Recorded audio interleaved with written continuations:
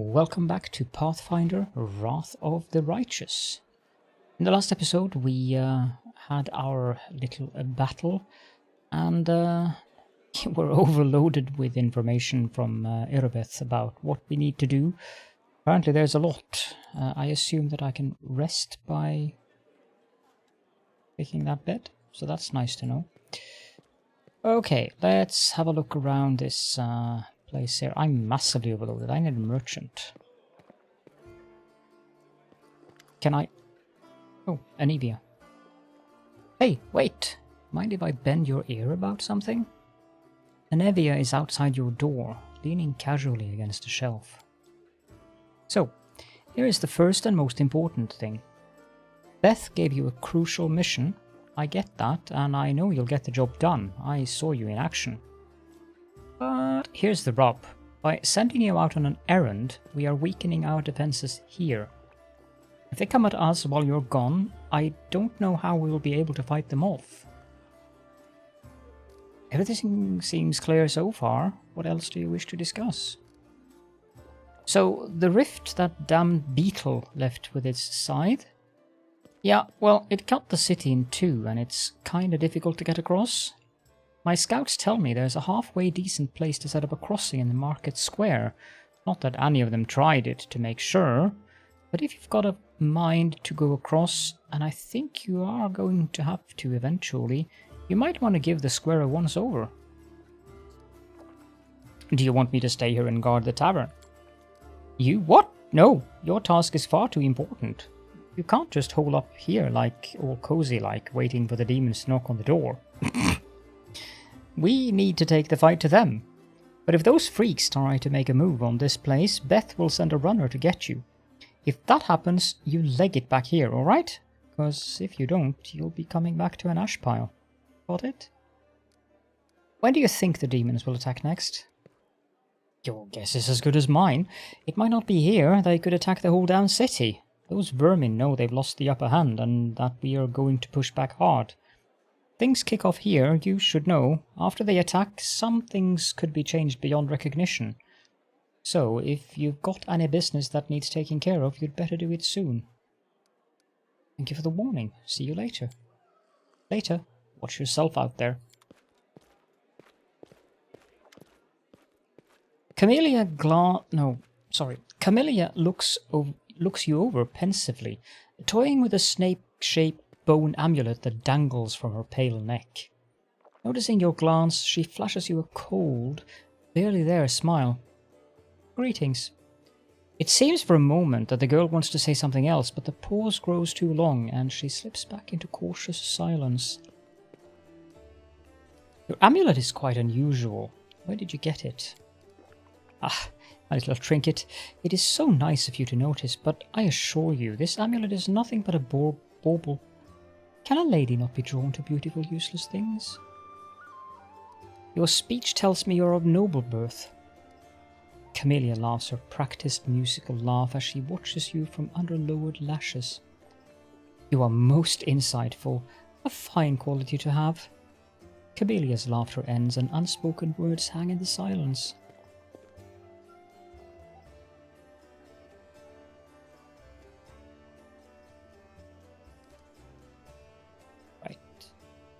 That almost seems fun to... Yeah, I'm going to do that. Forgive me if my questions disturb you. I couldn't resist such a noble and beautiful lady. I will stop bothering you immediately if talking to me upsets you. Not at all. Our conversation is an exquisite delight. Camellia offers you a brief, friendly smile in appreciation of your manners. Tell me about yourself. You want to know more about me than you already do? Why? Camellia arches a dainty brow. I talk to the spirits of this tormented land and they guide me in battle. I will help you fight the demons, and I swear that you can rely on me in this matter. Isn't that sufficient? Where did you learn to wield a rapier so well? I had good teachers. Although they don't get all the credit. I am a most diligent student. Camellia licks her parched lips. Anyway, as much as I enjoy our delightful conversations, the spirits are calling me, and I must respond. Please excuse me. Camellia turns away, watching you out of the corner of her eye. It's kind of curious. Here, take this. Yes, it is 2,000 coins. Take your payment and remember that Horgus Gwerm always keeps his word. You helped me get back to the surface, and I duly paid you for escorting me. Now, speaking of our future cooperation... Horgus looks at you with unvarnished disapproval, his arms folded across his chest, his foot tapping impatiently. I have a job that would be perfect for someone like you. I'm sure you would have liked to say something. Naturally, I'll pay generously for your services. What do you mean, a job for someone like me? For an adventurer ready to sell their soul for booze and then lie down drunk in the gutter. Or do you think you're somehow different? A travelling knight, perhaps, noble of heart, but without a coin to your name? Horgus sizes you up critically, then sighs and shrugs. You seem a reliable enough ally to me, and you did get me out of those mongrel caves, so why should I care what you do with my money once you've got it? Succeeded at a perception check. Horgus seems like one of those people who think the entire world owes them something. However, you hear notes of hysteria beneath his smug arrogance. It's as though he's really quite nervous, but taking great pains to conceal it. Interesting. Noble birth doesn't give you the right to behave badly. I would ask that you refrain from such statements in the future. Horgus puts his hand on his hips. Oh, really? How impudent. No one dares tell Horgus Gwerm how to address the rabble. So what does this job involve? You shall be my bodyguard. You see, I have good reason to return to my mansion here in Canabras. I still have... Well, it doesn't matter, it's none of your business. My mansion is a breathtaking building with a large garden in the wealthy part of the city. Even before the demons attacked, every thief and fraudster in the city had tried to get inside one way or another. I shudder to imagine the state it's in now. I have little hope that my guards were able to hold the mansion during the attack, and I expect that the servants fled when they saw the demons. Only Abadar knows what's happened there since. Therefore, I would ask that you meet me at my mansion and guard me there until I complete my business. I have already asked the local paladins for help, but they have no desire to set foot outside this tavern. Damned cowards and traitors, that's what they are. Also, please do take Camellia with you. I trust that girl more than the rest of your gang. She is of noble birth, after all. What kind of reward are we talking about? 1,000 gold coins, Horgus replies without hesitation. Pah, double the reward and I'll think about it. Several tense moments pass in silence, then Horgus's face relaxes. Deal. Deal. Marvellous, most excellent. Horgus's face relaxes, smoothing a few of the tense lines. I'll proceed to my mansion at once and wait for you there. Meanwhile, you needn't worry. I know the city like the back of my hand, but do hurry, unless you want me to lower your reward. Right, because he's not suspicious at all, is he? No. Kiado. Okay. Lan.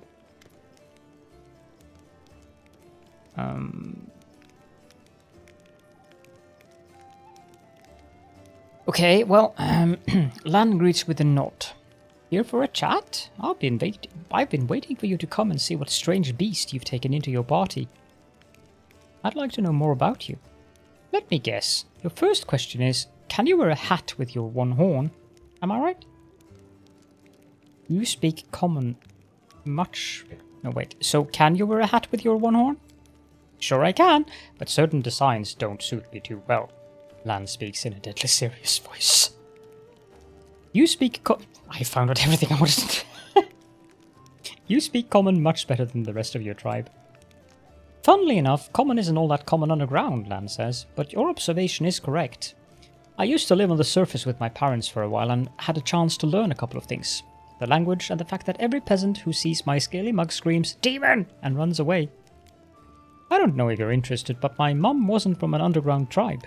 She was a smuggler, the kind that used the dungeons of Canabras to secretly move and store goods. One time, two gangs couldn't agree on how to share a prime cut, got into a fight, and the winners threw the losers down a hole, dead and living alike. My dad went to check if the corpses had anything useful on them, and he found a girl from the surface, barely clinging to life. An incredible feeling sparked between them, or maybe the girl just liked men with scales and a cat nose. That might be it. One way or another, he got her back on her feet, and he later even left his home caves. She left her smuggling behind, and they began an honest life together.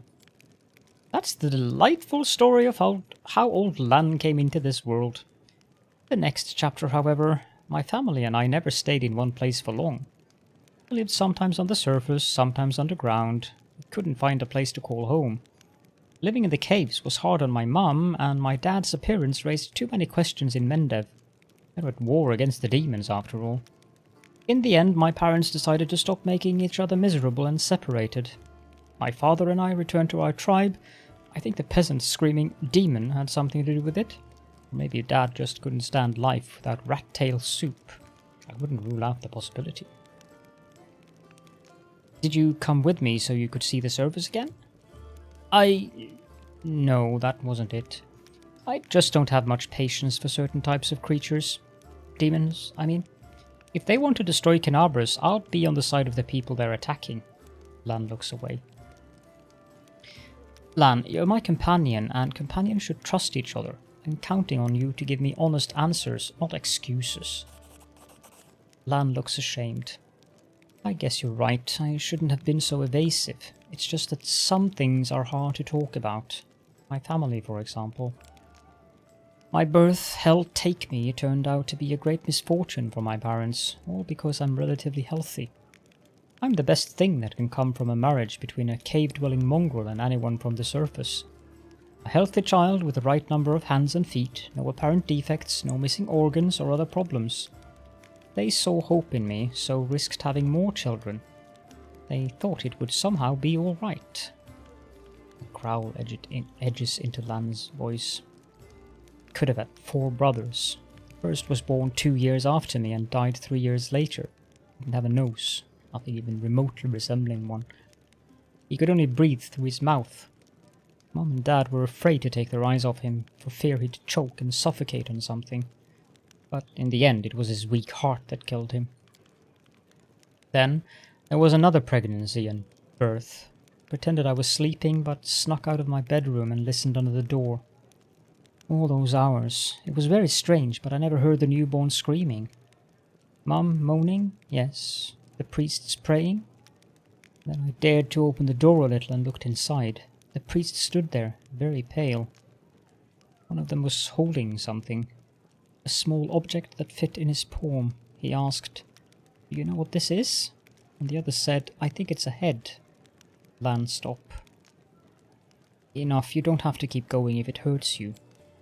Hell no, I decided to tell you and I'll make it to the end. You want to know why I followed you to the surface? Well, here's the reason. Lan pauses, exhales and continues in a steadier voice. Turned out that this time Mom was expecting triplets. First of the babies was born in pieces, and the 2 others didn't live long enough to draw their first breath. About 3 weeks later, my father took me to the caves. Didn't want to leave. See it in his face, but I think my mum and he decided it together. Curse my people have carried since the first crusade stood between them. Not to mention the 4 dead babies.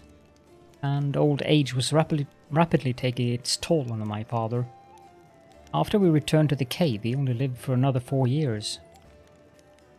So, if you're asking me why I decided to go up with you to the surface and join the Crusaders, well, the answer is I've always wanted to.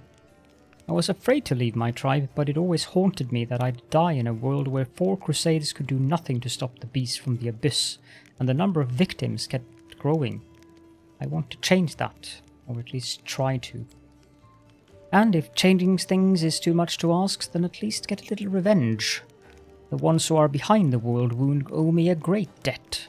The lives of 4 brothers, all my mother's tears, my father's broken heart. It is a lot. It's so much that killing a couple of demons won't do it for me. I want to do something real, and I'm ready to pay any price. Call it my personal crusade, if you like. Lan gives you a slanted grin. I used to think that things would be better if I'd never been born. But now, I think I was born for this, to settle the score. Why didn't you go up and join the Crusaders before? I couldn't just abandon my tribe. I'm their best hunter. I'll have it much harder without me, but now that the demons have nearly destroyed Canarbus and the caves almost collapsed on our heads, sitting and waiting it out just wasn't an option anymore. Anyway, I'm more useful up here than I'm down there, plus the chief let me go, which means my debt to the tribe has been paid. Would you like to find your mother? No.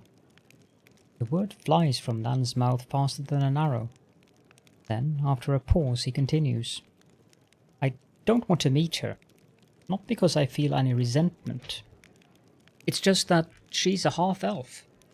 She's barely got her first grey hair, and I'll be a ramshackle old man.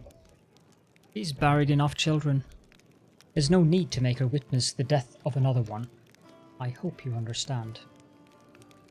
I am very sorry, truly. Lan smiles, this time sadly. Well, then I'm very lucky. I met someone who not only helped me choose the right path, but is happy to listen to my whining.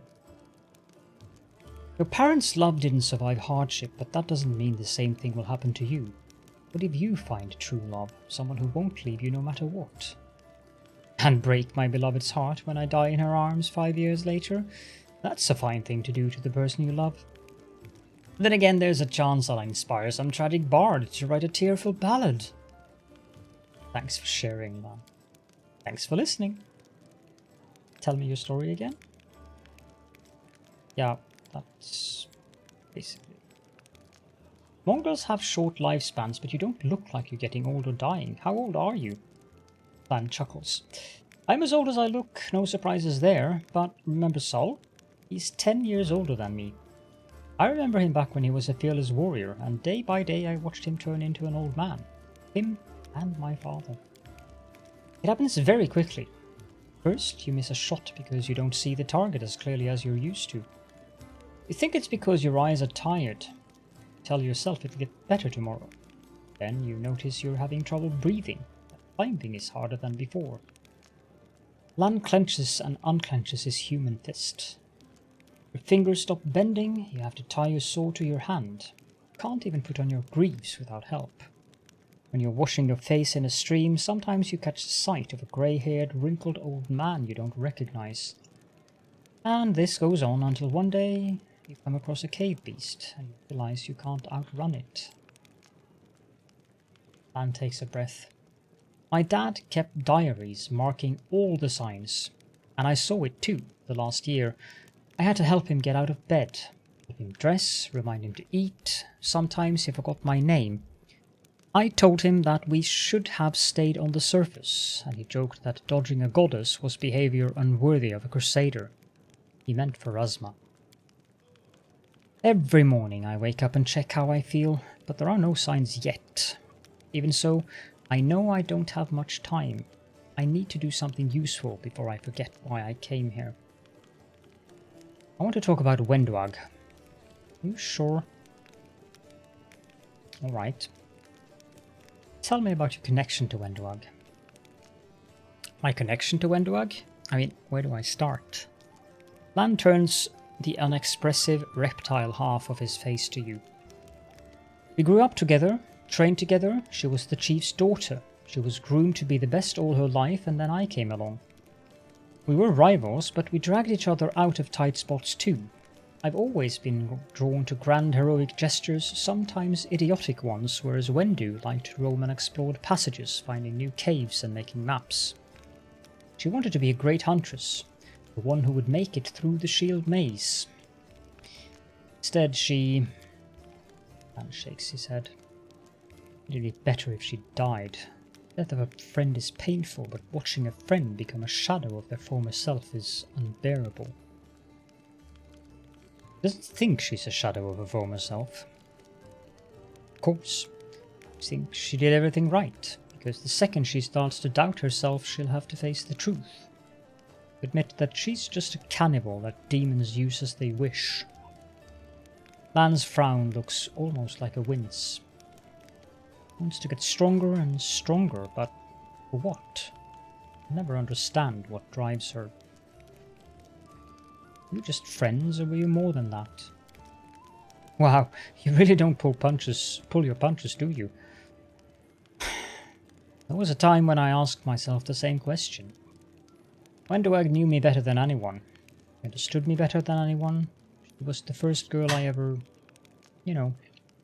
But we never loved each other. Maybe I could have grown to love her, but it always seemed like she never understood what love was. Maybe she just wasn't capable of those kinds of feelings. Thanks. I've found out everything I wanted to know. If you ever want to reopen any more of my old wounds, you know where to find me.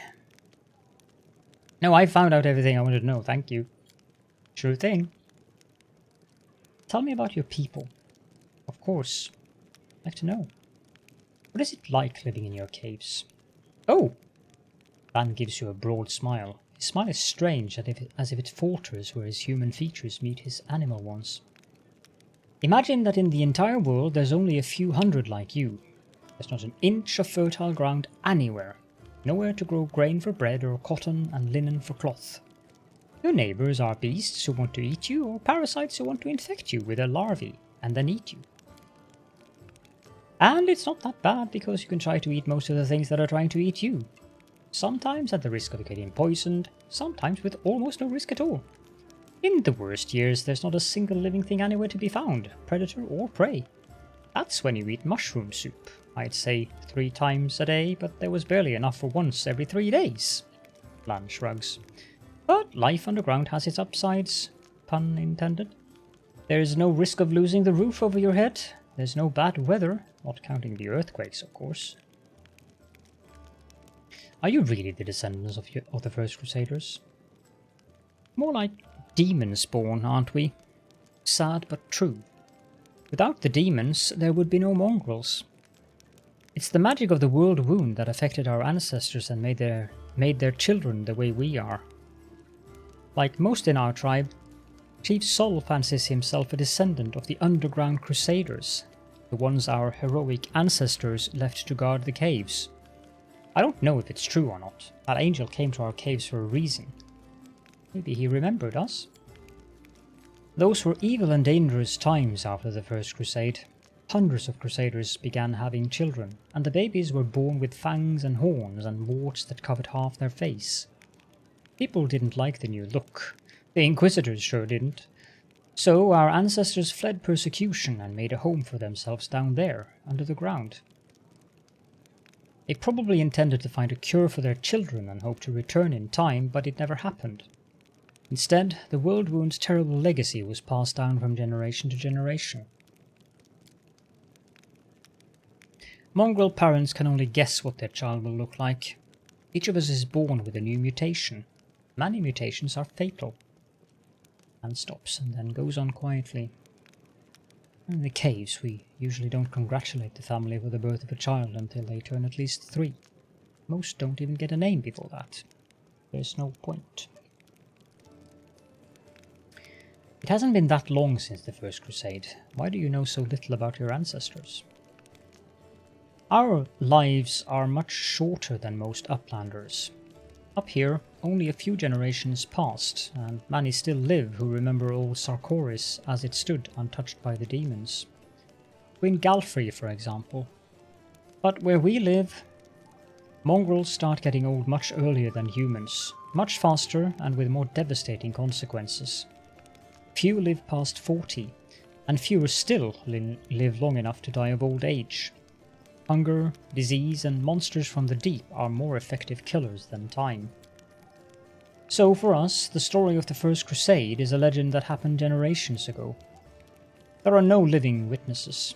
We have a tale of the wise and great ancestors who left us to stand guard in the catacombs, but in reality I suspect they were desperate wretches who couldn't figure out how to dispel the demonic plague and who were abandoned by their own kind. Do you have a way to tell day and night? You can't see the sun in your caves. Every mongrel settlement has a big gong, which we treat like a relic. The gong keeper hits it twice a day to mark the beginning and end. But this custom doesn't keep time very precisely. Every mongrel child has snuck up to the gong to strike it at the wrong time at least once, just out of pure mischief. Nothing could keep me away from it, not even the fact that I only have one ear, which means it would take double the punishment once I was caught. So sometimes the wrong strikes get mixed in with the right ones and the tribe can find itself jumping up to greet the morning in the middle of the night. Do mongrel tribes fight each other? There were some skirmishes, and I have been forced to kill my kinfolk before too. Lan speaks in a steady voice. Fights most often break out over food. We have laws in the caves, written and unwritten rules that we follow. We respect one another's right to live, but hunger, it can push a person over the edge. I've never, you can count on that, stolen someone else's kill. But I can understand those of my kin who tried. To hear your kids begging for food and not be able to feed them is terrifying. He frowns and goes silent. You're the only member of the Neathholm tribe to call your people mongrels. Why is that?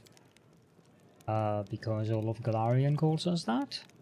I don't see the point of all this hemming and hawing over what we're called. Anyone who finds it offensive or takes issue with it can lead the charge against the name. No one's stopping them. But personally, I'm not going to pick a fight over something as unimportant as a name. Thank you. I found out everything I wanted to know. It's nice to know my ramblings seem useful to somebody. What do you think of life on the surface? It must be very different from life underground. Of course. As far as living conditions, the surface is definitely a better place to be. It's easier to get good food and water, not to mention build a house, and even grow a few things. In older, well-established settlements, you don't have to deal with anything scarier than rats, or maybe foxes stealing chickens. As for the kind of lives you have, I heard a story about demon worshippers abducting a whole family and sacrificing them one by one while the others watched.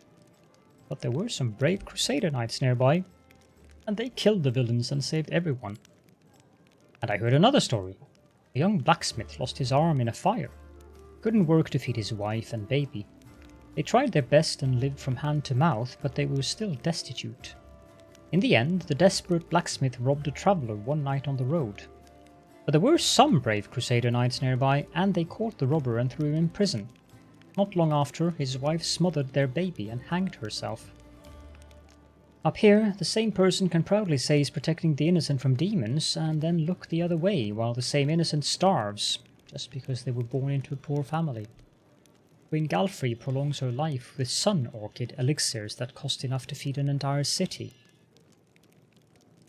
Back in our caves, everyone is equally poor, and if one person starves, the whole tribe starves. We don't abandon our own in times of trouble. That is the power of a tribe. The laws of the surface are made so that some get everything and others get nothing. I might just be a naive fool from the caves, but I don't understand how it's possible to have so much more and share so much less. Anyway, look who I'm talking to. You must know life on the surface much better than I do. I'd never leave a needy person in trouble. I've been given more than most, which means I'm now more able to help others. A fitting reply. Don't take my words as a reproach. I like grumbling as much as cracking jokes. Gee, this is like Wally's alter ego personality something in the game. He's not a heretic. Lan is obviously trying to muster a friendly smile, but it is an expression his face doesn't accommodate very naturally. You said you were prepared to risk your life to do something meaningful. What exactly did you mean? To invent a new salad and have it named after me, Lan remarks grimly. Then he sighs. Truth be told, I don't know. It would be much easier if all I really wanted was to kill demons, then a few more demons, then more demons after that. Good honest rage and no needless brooding. I think I actually envy the warriors who can live like that. But I can't. If life's taught me anything, it is that there are no easy choices. Dying a glorious death isn't enough. Some heroes of the Crusades did that, and also saved entire settlements. Erected the wardstones. Their actions kept the lands of Mendev safe for decades. That is what I want. For my dumb, short life to have meant something. Think I have an exaggerated opinion of myself? Some scaly freak crawls out of the caves and wants to take control of the wardstones and flaunt Iomede's banner? Any fool can charge at the front lines of the demonic armies and die there, but what good will that do? I want something meaningful, you know? Even if I have to pay the highest price. Especially if I have to pay it. There are plenty of worthier people who need to survive this war and tell everyone else what nutcases we were. Thank you for your answers. So long! Yeah, I think this episode is going to be about me talking. Rather. A tall, athletic man greets you. His hair is prematurely grey and shorn close to his head in a military style. He is lean and well-groomed, and a monocle twinkles coldly in his eye. Really? Okay. The bold set of his jaw and his large but agile frame attest that here is a man who is always ready to be on the move. Greetings. I am Hilor, the venture captain of the Pathfinder Society. I am the superior officer among Pathfinders in this region of Mendev. However, the Society is running almost no operations here right now. Gee, you don't say. Besides me, there are almost no Pathfinders here. Actually, I'm only stuck here because of an old feud with a demon worshipper known as the Spinner of Nightmares. I've had to work alone without the support of the Society. But I've made a lot of acquaintances among the local mercenaries and daring fighters. If you need any good fighters for an honest cause, talk to me. Ah, so this is, you can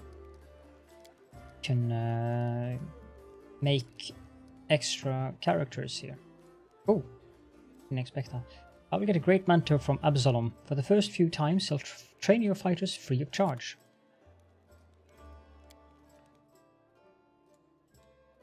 Right, so this is how you change your character, if you want to respec.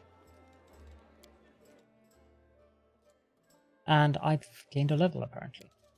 I'll do that at the end of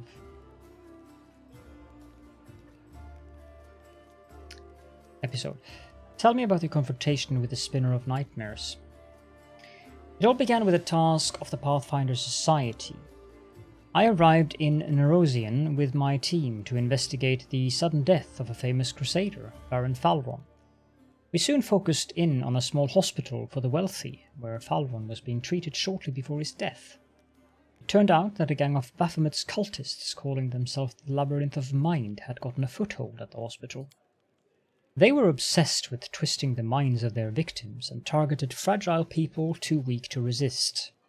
The hospital was filled with perfect victims, isolated for weeks from the outside world, completely helpless. And when they returned, they were different. Almost normal. But the moment they heard a certain phrase, something dark awoke in their mind, and they transformed into servants of Baphomet, ready to lie, betray, and even kill. The Labyrinth of Mind was preparing to infiltrate all the elite circles in Mendev. But Baron Falron stopped them. He was too loyal to his oath and too resistant to their spells. He fought for his freedom until the strain broke his heart.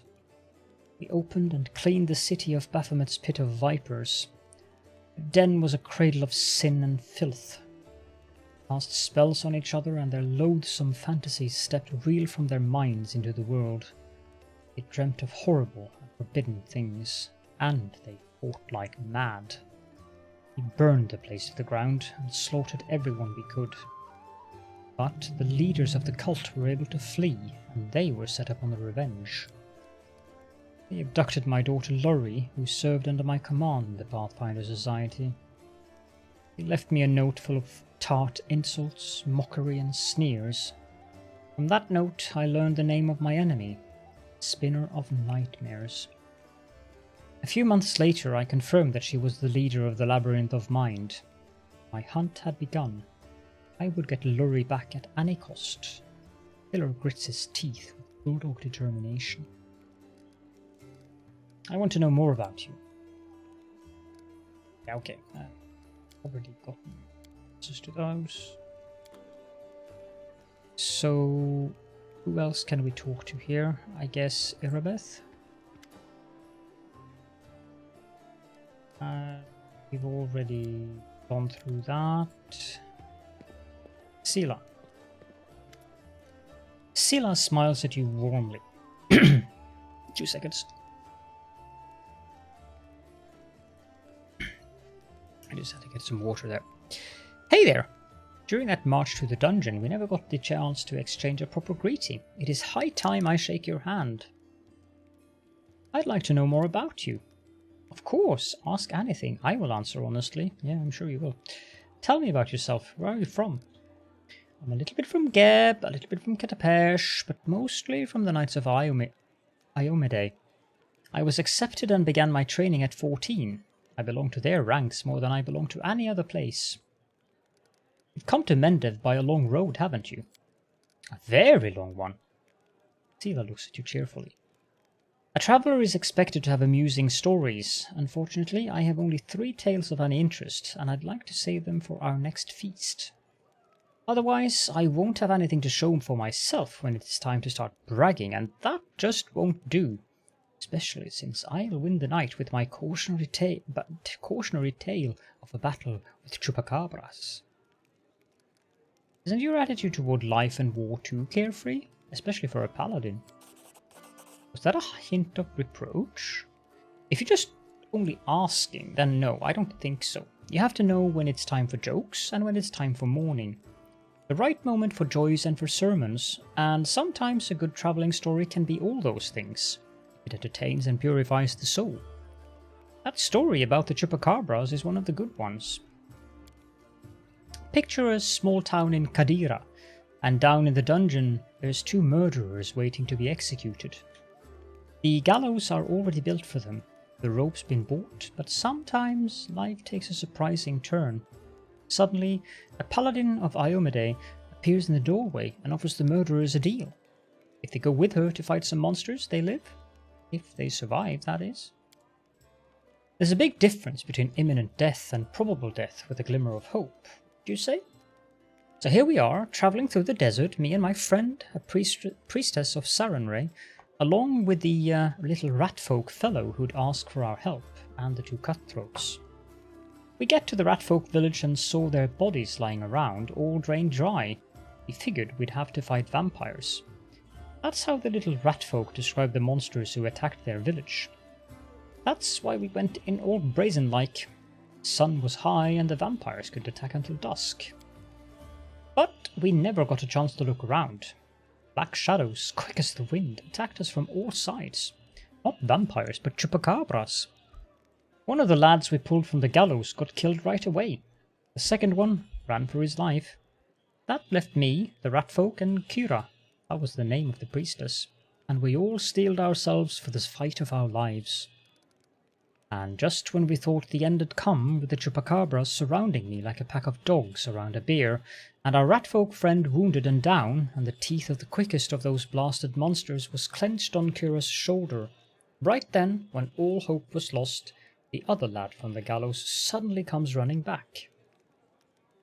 He kills the beast attacking Kira. I'm sure you know what a turning point in a fight looks like. Well, this was it. A moment before we were lost, and a moment later we had it back under control. The chupacabras dropped dead one by one. The little ratfolk is reunited with his family who were hiding in the basement. And the priestess and I closed the eyes of that boy from the gallows who saved us. It was a shame he didn't survive the fight. May the gods keep his soul in its journey through the afterlife. It's a good story. He could have died in disgrace on the gallows, but instead he died a hero. And I'd fancy the stunt earned him some points in his final judgment. It is smart to remember our journey doesn't end in death. Had it not been for that mercy, Milos, that was his name, would be hanging from a noose, and me, Kira, and the ratfolk would be dead in that village. Someone told me that a kind deed done by an unkind person is 100 times more precious. By the same token, an evil done by a noble soul is 100 times more horrifying. That's what I really wanted to say. The chupacabras were just a starting point. What made you become a paladin of Iomedae? Sila's gaze sharpens momentarily, then she sighs. That is a serious question and a good one. You should ask it of your companions. But it's a long story. To start with, 12 years ago I was nothing like the person I am now. I roamed the streets of Solku with the other homeless orphans. I stole, I fought, I was a hired sword for a bit. The proper origin for a paladin, is it? Back then, Solku was a city of orphans, widows and widowers. Gnolls decimated the city regularly. My parents were among their victims. People there heard about new deaths before they'd finished mourning their previous losses. One day, a group of knights of Iomedae brought a glimmer of hope to the city. But while others saw them as saviors and protectors, I was busy prizing up their noble horses and their gleaming mithril armor, wondering just how much one of their pretty swords would fetch. A thief lives one day at a time, that's what they say. I was the type that never thought past the next job. Anyhow, I was able to sneak into the knight's camp and steal one of their mithril helms. Sila pauses, her voice sad and measured. And I was right there when a gnoll attacked the helm's owner. Asimi was her name, and dealt a blow to her unprotected head. A gnoll like that, like all those others she had fearlessly driven from the gates of Solku. That one blow was fatal. But who really was to blame for her death? The gnoll attacker, or the young thief named Sila? Even a seemingly small misdeed can have terrible consequences. Yes, you are right 1,000 times over. I hate to say it, but I just didn't see it back then. And if I had never got that lesson, my eyes would probably never have been opened. Who knows what would have happened to me if it wasn't for Asimi and her bravery and her death. Maybe the world would know Sila as a bandit, not as a knight and protector of those in need. There is a saying I like to remember. People rarely find redemption on their own. Someone must show them the way. But you were asking what brought me into the ranks of Iomedae's warriors. We all choose the paladin's path for our own reasons. Some are guided by nobility of spirit, some by a desire to fight injustice. I became who I am through penance and a debt unpaid. The day Asimi died protecting my city, I wanted to kill myself for the terrible guilt I felt. Then I realized it wouldn't make the world any better, and I decided that instead I would try to take her place. I would become who she had been and protect the innocents that she would no longer be able to protect. What are the principles that paladins of Iomedae follow? Sila smiles. Tell you, I like to recite our code. It feels like I've said it 1,000 times, but it never gets old. There is strength in these words. After a pause, she begins, her voice slow and meditative. I will learn the weight of my sword. Without my heart to guide it, it is worthless. My strength is not in my sword, but in my heart. If I lose my sword, I have lost a tool. If I betray my heart, I have died. I will have faith in the inheritor. I will channel her strength through my body. I will shine in her legion, and I will not tarnish her glory through base actions. I am the first into battle, and the last to leave it. I will not be taken prisoner by my free will. I will not surrender those under my command. I will never abandon a companion, though I will honor sacrifice freely given. I will guard the honor of my fellows, both thought and deed, and I will have faith in them. When in doubt, I may force my enemies to surrender, but I am responsible for their lives. I will never refuse a challenge from an equal. I will give honor to worthy enemies and contempt to the rest. I will suffer death before dishonor. I will be temperate in my actions and moderate in my behavior. I will strive to emulate Iomedae's perfection. That was bad. Thank you. I have learned everything I wanted to know. I hope I didn't bore you. Ask me something else if you like. Actually, I think we should wrap it up here, so... I'm not sure how fun an episode like that was for everyone here. Have I talked to everyone? Anivia? Haven't talked to Staunton. There is more talking to be done, yes. There's also the basement. Loot here? Yeah, there's a book there.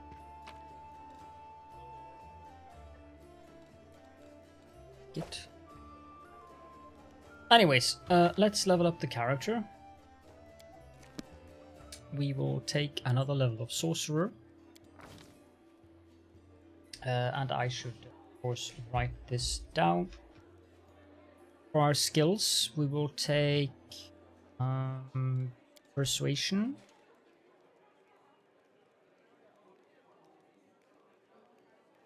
We will take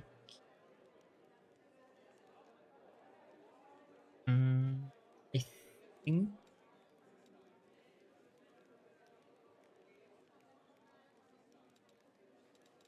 go with 2 points in knowledge arcana, because I would like to be able to easily identify things, magical items. I think we'll be good with that. As for our feat, could take precise shot, but I kind of feel that taking precise shot is a bit of a waste, because we are not getting that many feats.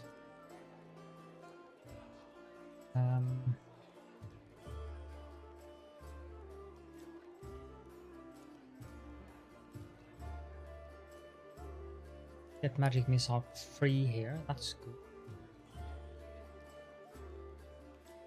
This one is also nice.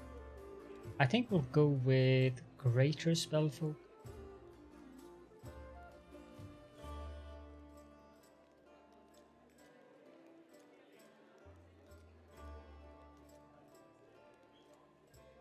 Any meta magic.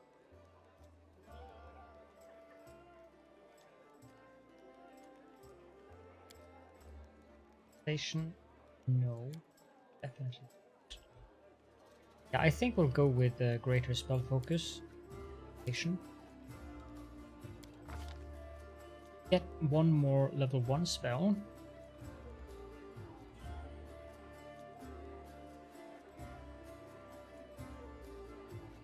This one isn't that bad.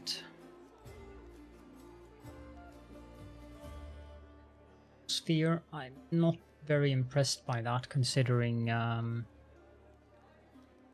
grease magic or mage armor, that might be useful.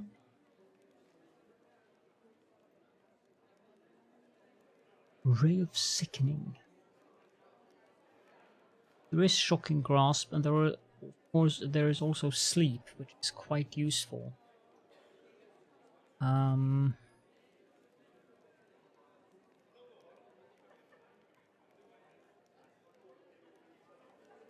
This one could be useful as well.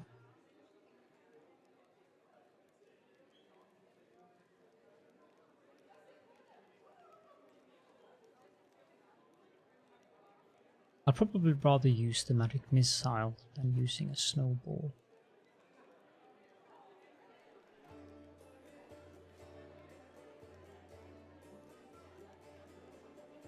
And I probably will never use that. Yeah, okay, I'm going to take Summon Monster 1. Because no, I'm going to take Mage Armor, actually. Because I know that that is going to be something that I'm going. So Mage Armor, that's a good good spell. It gives 4 armor bonus to armor class, and with my current level, that would be 3 3 hours, so that's pretty decent.